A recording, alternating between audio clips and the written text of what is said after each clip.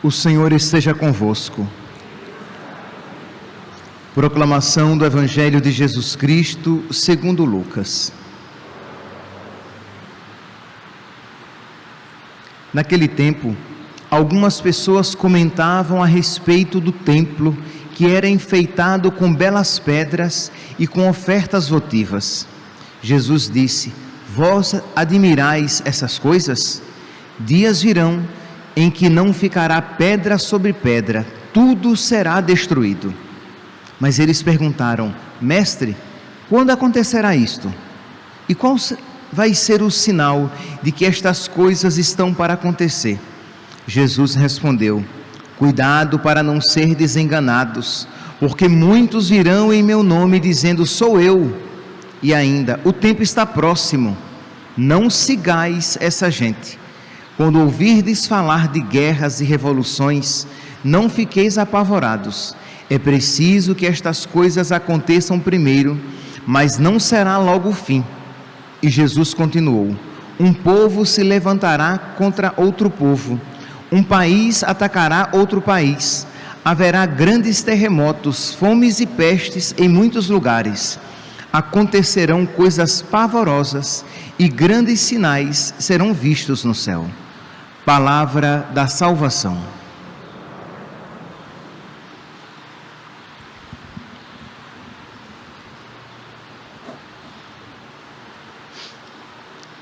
Caríssimos irmãos e irmãs, nós estamos na última semana do ano litúrgico.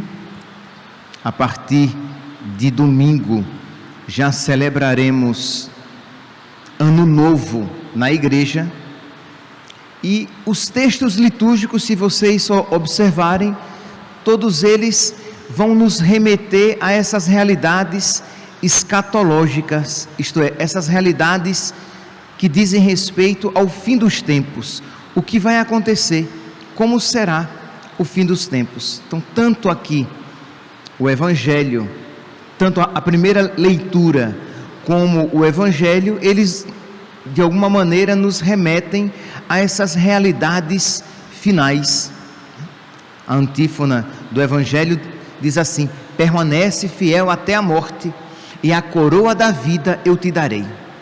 Pois bem, então, tendo como pano de fundo essas realidades escatológicas, essas realidades finais, nós somos hoje convidados a refletir um pouco sobre a memória que estamos celebrando desses 117 mártires vietnamitas, né? André Dung Lac e seus companheiros. Foram 117 no mínimo, 117 canonizados, porque entregaram a sua vida por causa de Cristo. Entregaram a sua vida porque não aceitaram renunciar à sua fé, preferiram morrer com Cristo a reinar sem Ele, preferiram morrer por causa de Cristo do que ganhar a vida sem Ele.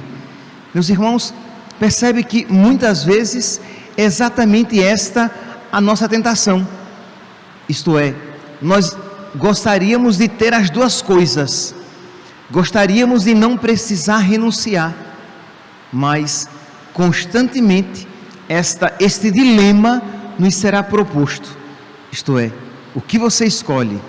A Cristo, e perdendo de alguma maneira alguma compensação, algum bem imediato e passageiro, ou você escolhe Cristo? Ao mesmo tempo, refletir sobre isso nos mostra como é ofensiva aquela ideia que se propaga até mesmo entre muitos cristãos, entre muitos católicos, de o que importa é o meu coração, o que importa é que eu faça o bem, porque placa de igreja não salva ninguém. Quem não já ouviu esta expressão errada, esta expressão errônea?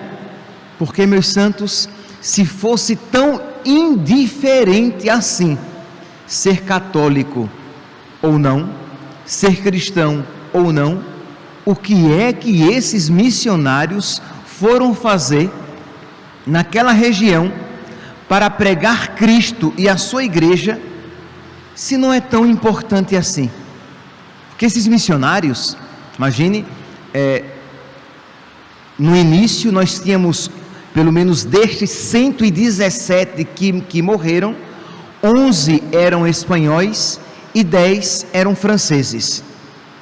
Ora, o que é que eles foram fazer naquela região, se eles sabiam que indo para aquela região, evangelizar, falar sobre Cristo para aqueles pagãos, eles estavam colocando a vida em risco? Ora, se no fundo, se no final todo mundo é salvo, ou pelo menos todo mundo pode se salvar independentemente da sua religião, se a religião é algo tão supérfluo assim, esses espanhóis e franceses eram loucos, eram bobos, eram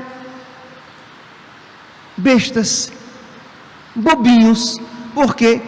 Porque no fundo, todo mundo se salva, segundo a mentalidade errônea, todo mundo se salva, independentemente da sua religião.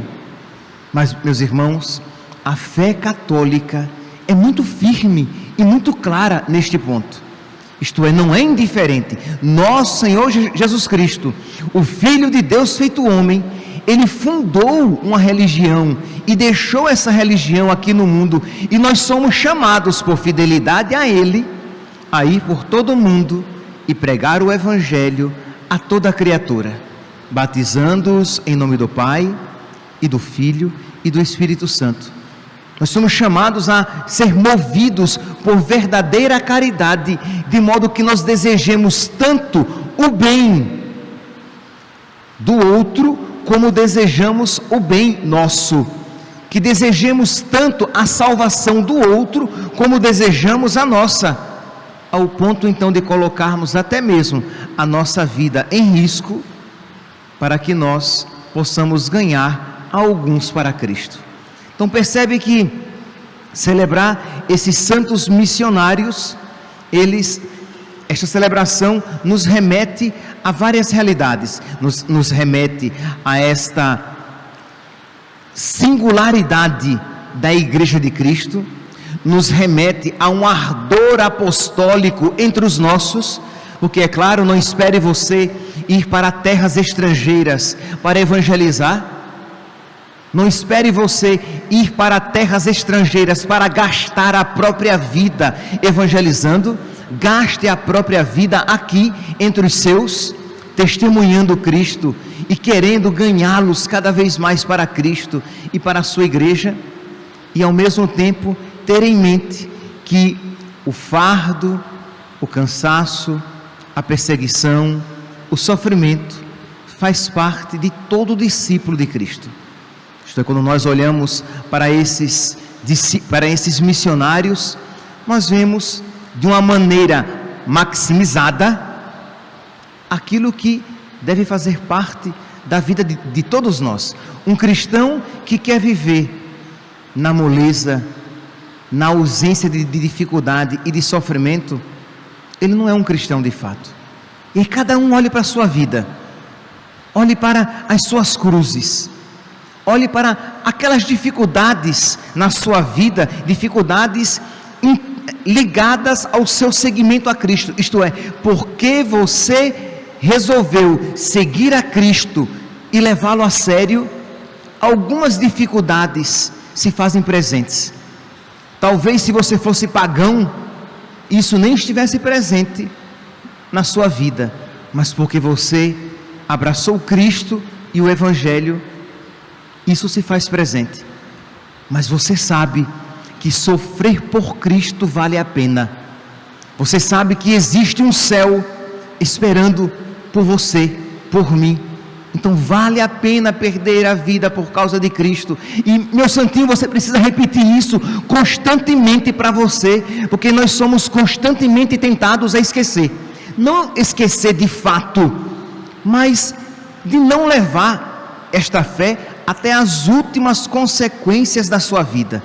Então, repetir: existe um céu, existe uma grande recompensa para mim, de modo que vale a pena perder tudo para me unir a Cristo, vale a pena perder tudo para, no fim, com Cristo reinar.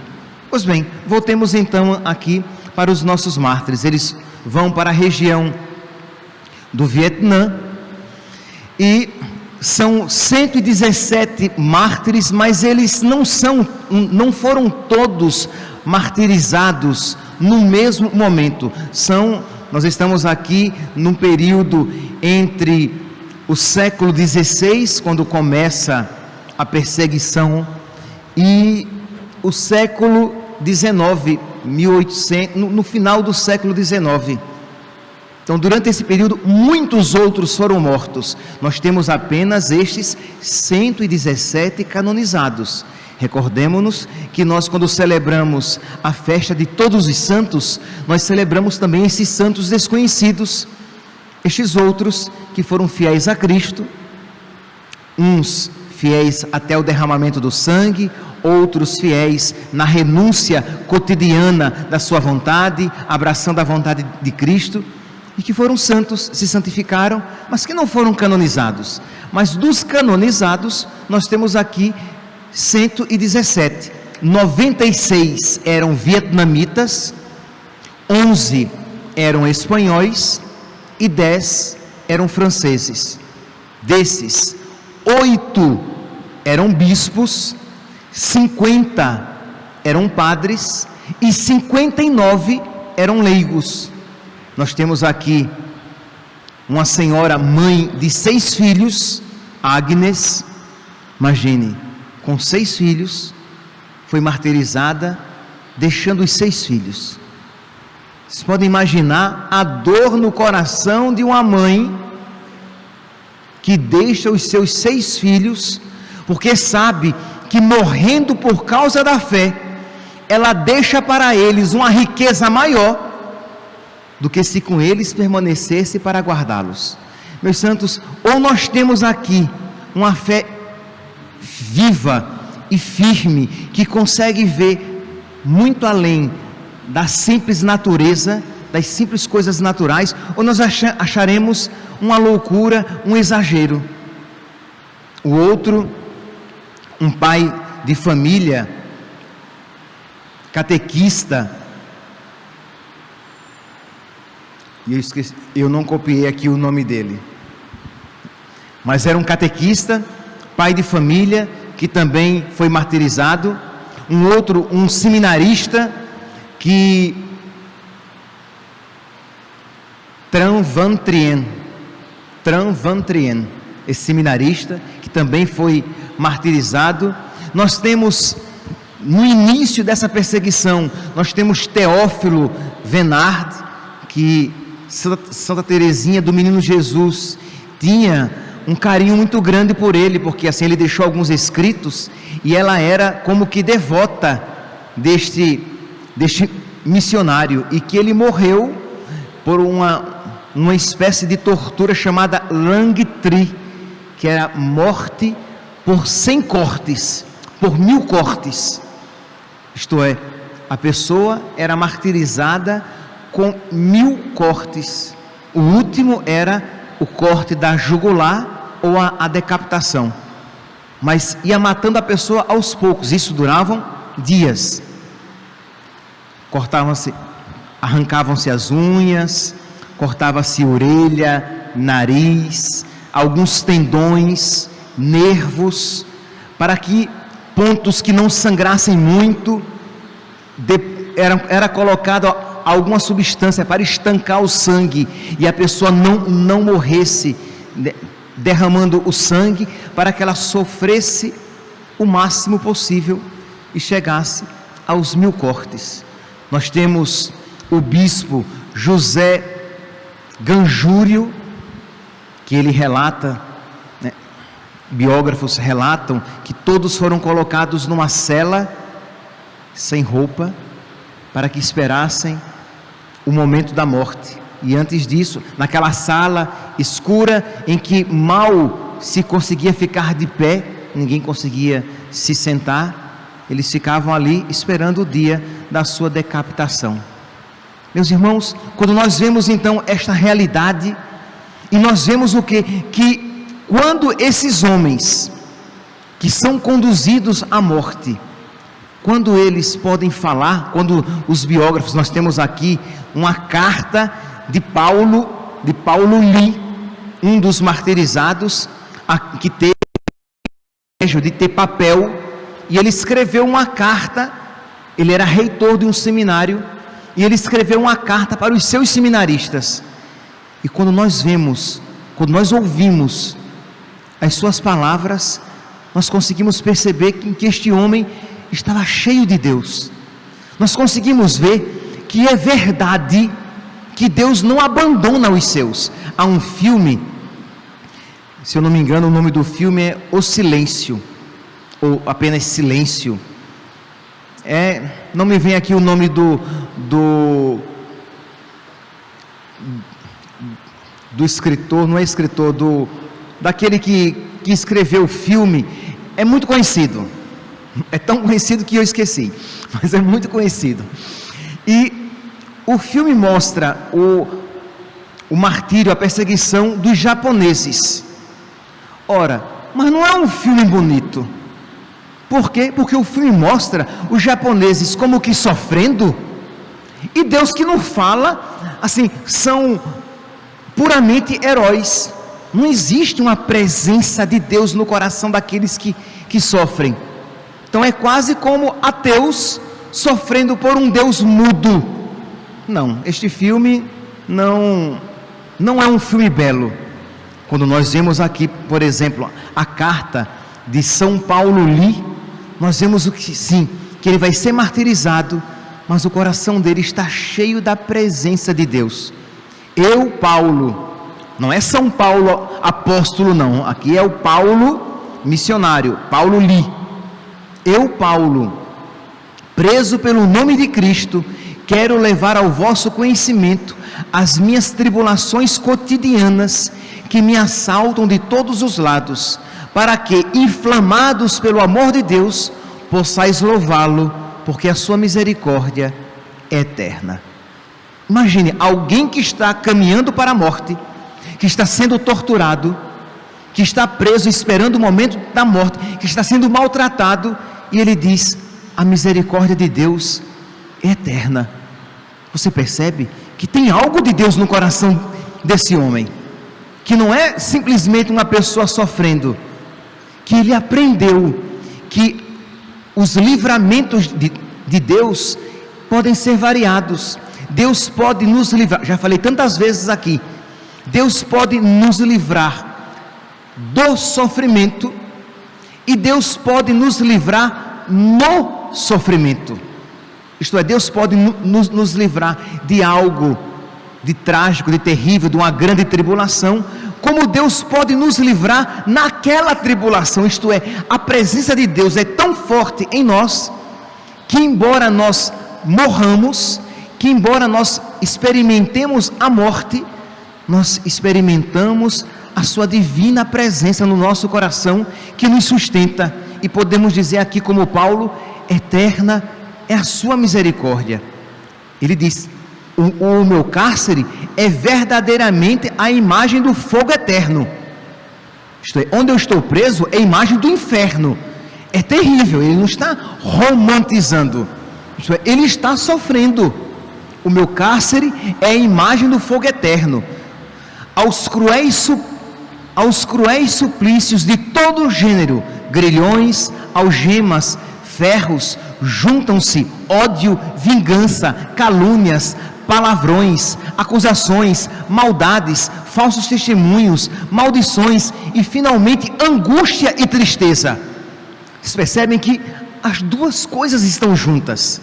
Não é que ele estava saltando de alegria naquele sofrimento, não é que o livramento de Deus nos livra da tristeza.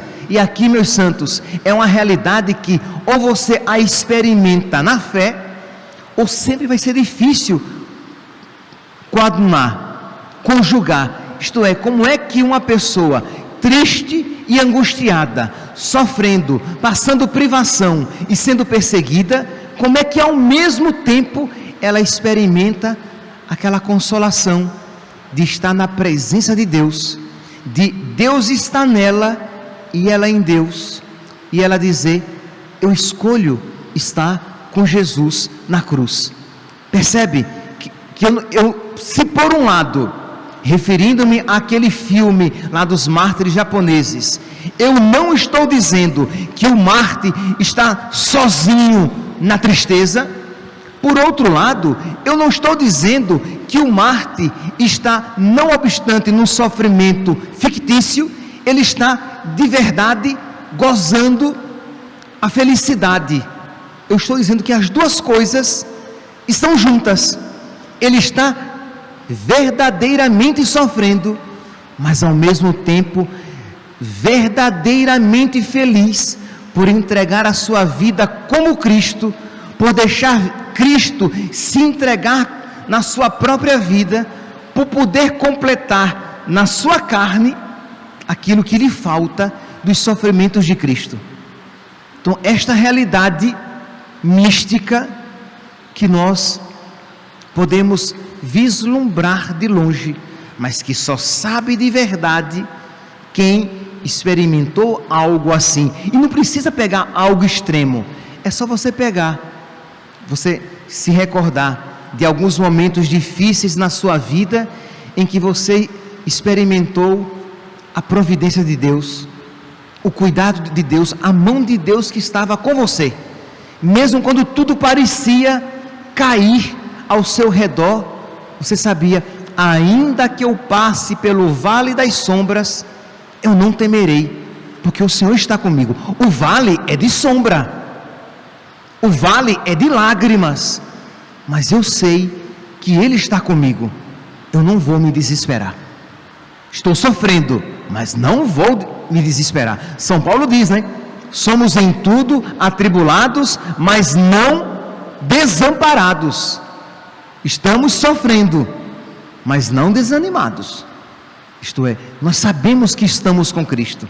Então, esta carta de São Paulo li, né, que expressa isso tão bem. E ele continua: mas Deus, que outrora libertou os 3 jovens da fornalha acesa, sempre me ajuda, libertou-me dessas tribulações, porque a sua misericórdia é eterna. Como assim libertou-me dessas tribulações?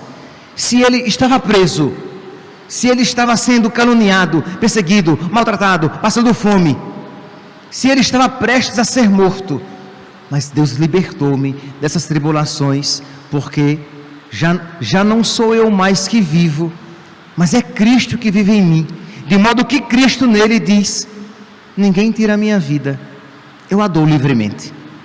Percebe? Que vida configurada deste Paulo, tão parecida com a vida de São Paulo apóstolo, que por sua vez tão parecida com a vida de nosso Senhor Jesus Cristo.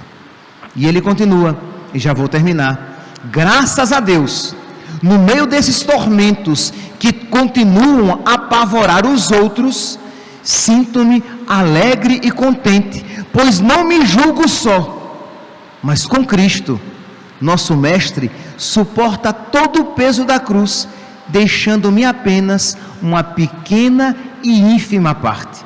Isto é, se eu fosse sofrer, se eu sozinho sofresse tudo isso, eu não aguentaria, mas a maior parte fica com Ele. Meus santos, eu tenho certeza que muitos aqui, isso também podem testemunhar, de uma maneira diminuída, de uma maneira menor, mas quem aqui não pode dizer: ah, Senhor, se o Senhor não estivesse ao nosso lado, que o diga a Israel neste momento, isto é, se o Senhor não estivesse comigo, eu nem de pé estaria hoje. Quando eu olho para trás, para as dificuldades pelas quais passei, se hoje eu ainda continuo crendo, se hoje eu ainda continuo padre, se hoje eu ainda continuo aqui de pé, é porque o Senhor misericordiosamente carregou a maior parte do peso e eu, Senhor, tão fraco, ainda me senti cambalear pelo pequeno peso que eu carregava. Meus santos, hoje, celebrando esses santos mártires, peçamos a Deus, por intercessão deles, a graça de saber sofrer. Nós precisamos saber sofrer, que o sofrimento está para todos. O sofrimento está para quem crê e para quem não crê.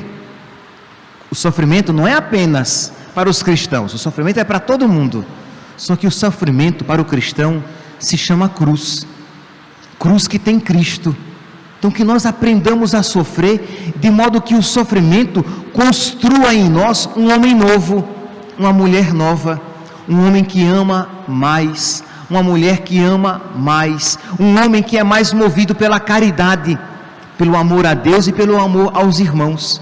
Que estes santos missionários de junto de Deus nos ensinem, para que na nossa vida, meus santos, todo pequeno sofrimento e todo grande que aparecer, seja experimentado como de alguma maneira um modo de completar em nós aquilo que falta em nós da paixão de Cristo. Que os santos mártires vietnamitas intercedam por nós, para que de verdade possamos dizer: louvado seja nosso Senhor Jesus Cristo, para sempre seja louvado.